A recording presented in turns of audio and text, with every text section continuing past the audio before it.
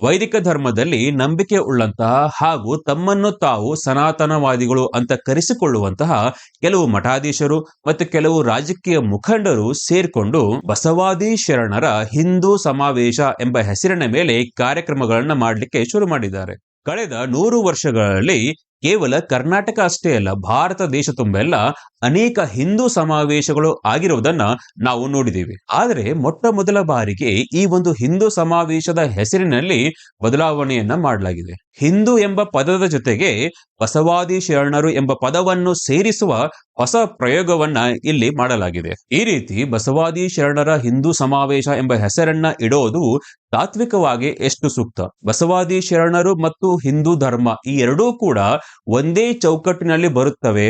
ಈ ರೀತಿ ಹೆಸರು ಬದಲಾಯಿಸುವಂತಹ ಅನಿವಾರ್ಯತೆ ಏಕೆ ಬಂತು? ಈ ರೀತಿ ಹೆಸರು ಬದಲಾಯಿಸುವುದರ ಹಿಂದಿನ ಉದ್ದೇಶ ಏನು? ಈ ಎಲ್ಲ ಪ್ರಶ್ನೆಗಳಿಗೂ ಕೂಡ ಉತ್ತರವನ್ನ ಹುಡುಕುವಂತಹ ಪ್ರಯತ್ನವನ್ನ ಮಾಡೋಣ. ಒಂದು ಕಾಡಿನಲ್ಲಿ ತನ್ನ ತಾಯಿಯ ಜೊತೆ ಇದ್ದಂತಹ ಒಂದು ಹುಲಿ ಮರಿ ಹೇಗೋ ದಾರಿ ತಪ್ಪಿ ಕಾಡಿನಿಂದ ಹೊರಗೆ ಬಂದು ಒಂದು ಊರಿಗೆ ಬಂದು ತಲುಪುತ್ತೆ. ಒಬ್ಬ ಕುರಿ ಕಾಯುವಂತಹ ವ್ಯಕ್ತಿ ಆ ಒಂದು ಅನಾಥವಾಗಿದ್ದ ಹುಲಿ ಮರಿಯನ್ನ ನೋಡಿ ಅದನ್ನ ತಂದು ತನ್ನ ಕುರಿಗಳ ಹಿಂಡಿನಲ್ಲಿ ಸೇರಿಸ್ತಾನೆ. ಆ ಒಂದು ಹುಲಿ ಮರಿ ದಿನಾಲು ಆ ಕುರಿಗಳ ಜೊತೆ ಬೆಳೆದು ಇದು ಕೂಡ ಒಂದು ಕುರಿಯ ಹಾಗೆ ವರ್ತನೆಯನ್ನ ಮಾಡ್ಲಿಕ್ಕೆ ಶುರು ಮಾಡುತ್ತೆ. ನಾನು ಒಂದು ಹುಲಿ ಎಂಬ ಪ್ರಜ್ಞೆ ಕೂಡ ಅದಕ್ಕೆ ಇರೋದಿಲ್ಲ. ಈ ಎಲ್ಲಾ ಕುರಿಗಳ ಹಾಗೆ ನಾನು ಕೂಡ ಒಂದು ಕುರಿ ಎಂಬ ಒಂದು ಭ್ರಮೆಯಲ್ಲಿ ಅದು ಜೀವನವನ್ನ ಮಾಡ್ತಾ ಇರುತ್ತೆ. ಬಹಳ ವರ್ಷಗಳ ನಂತರ ಈ ಒಂದು ಹುಲಿ ನೀರಿನಲ್ಲಿ ತನ್ನ ಪ್ರತಿಬಿಂಬವನ್ನ ನೋಡಿದಾಗ ಅದಕ್ಕೆ ಗೊತ್ತಾಗುತ್ತೆ, ನಾನು ಕುರಿ ಅಲ್ಲ, ನಾನು ಹುಲಿ ಅಂತ. ಅವಾಗ ಆ ಒಂದು ಹುಲಿ ಮರಳಿ ತನ್ನ ಕಾಡಿಗೆ ಹೋಗಿ ಅಲ್ಲಿನ ಹುಲಿಗಳ ಜೊತೆ ತನ್ನ ಜೀವನವನ್ನ ಸಾಗಿಸುತ್ತೆ. 12ನೇ ಶತಮಾನದಲ್ಲಿ ಅನುಭವ ಮಂಟಪದ ಮೂಲಕ ಹುಟ್ಟಿದ್ದು ವಚನ ಸಾಹಿತ್ಯ. ಆ ಒಂದು ವಚನ ಸಾಹಿತ್ಯದ ಮೂಲಕ ಹುಟ್ಟಿದ್ದು ಲಿಂಗಾಯತ ಎಂಬ ಹೊಸ ಧರ್ಮ. 12ನೇ ಶತಮಾನದಲ್ಲಿ ಆಗಿನ ಒಂದು ಲಿಂಗಾಯತ ಸಮಾಜವು ವಚನ ಸಾಹಿತ್ಯದ ಜೊತೆಗೆ ಸಂಪರ್ಕದಲ್ಲಿ ಇತ್ತು.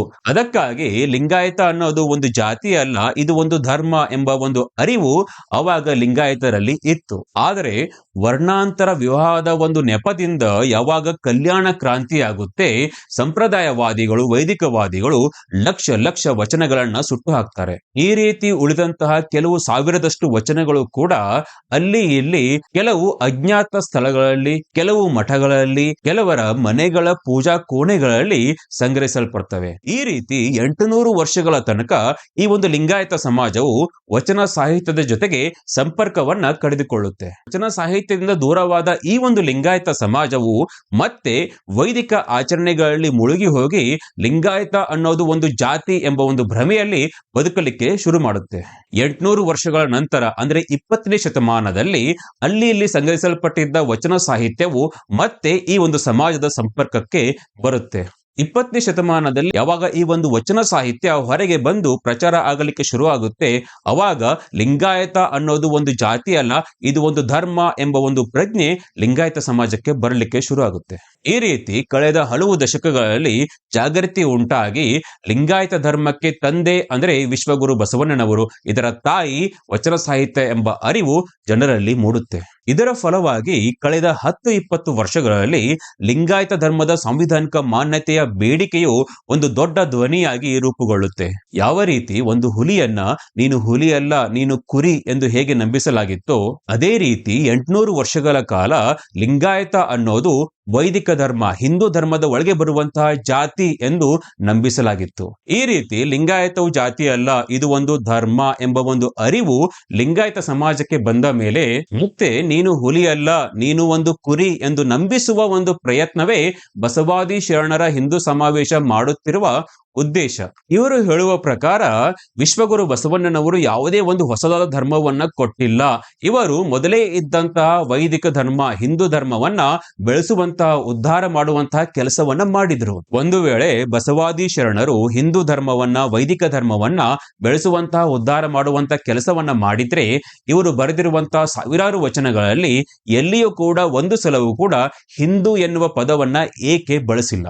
ಇನ್ನು ಹಿಂದೂ ಧರ್ಮದ, ವೈದಿಕ ಧರ್ಮದ ಪ್ರಮುಖ ಗ್ರಂಥಗಳಂತ ಏನು ಹೇಳ್ತಾರೆ, ವೇದಗಳು, ಪುರಾಣಗಳು, ಉಪನಿಷತ್ತುಗಳು, ಆಗಮಗಳು, ಈ ಎಲ್ಲಾ ಗ್ರಂಥಗಳಲ್ಲಿ ಎಲ್ಲಿಯೂ ಕೂಡ ಹಿಂದೂ ಎನ್ನುವ ಪದ ಬಳಕೆ ಆಗಿಲ್ಲ. ಬೌದ್ಧ ಧರ್ಮದ ಸಂಸ್ಥಾಪಕರಾದ ಗೌತಮ ಬುದ್ಧರು ಕೂಡ ವೇದಗಳನ್ನ ತಿರಸ್ಕಾರ ಮಾಡಿ ಒಂದು ಹೊಸ ಧರ್ಮವನ್ನ ಕೊಡ್ತಾರೆ. ಆದರೆ ಸಂಪ್ರದಾಯವಾದಿಗಳು ಮತ್ತು ವೈದಿಕವಾದಿಗಳು ಈ ಒಂದು ಬೌದ್ಧ ಧರ್ಮವು ಹಿಂದೂ ಧರ್ಮದ ಒಳಗಡೆ ಹಿಡಿದುಕೊಳ್ಳಲಿಕ್ಕೆ ಏನ್ ಮಾಡ್ತಾರೆ ಅಂದ್ರೆ, ಬುದ್ಧನು ವಿಷ್ಣುವಿನ 9ನೇ ಅವತಾರ ಎಂದು ಪ್ರಚಾರ ಮಾಡಲಿಕ್ಕೆ ಶುರು ಮಾಡ್ತಾರೆ. ಬಸವಾದಿ ಶರಣರು ವೇದಗಳನ್ನ ತಿರಸ್ಕಾರ ಮಾಡಿ ವಚನ ಸಾಹಿತ್ಯವನ್ನ ಕೊಟ್ಟಿದ್ದಾರೆ.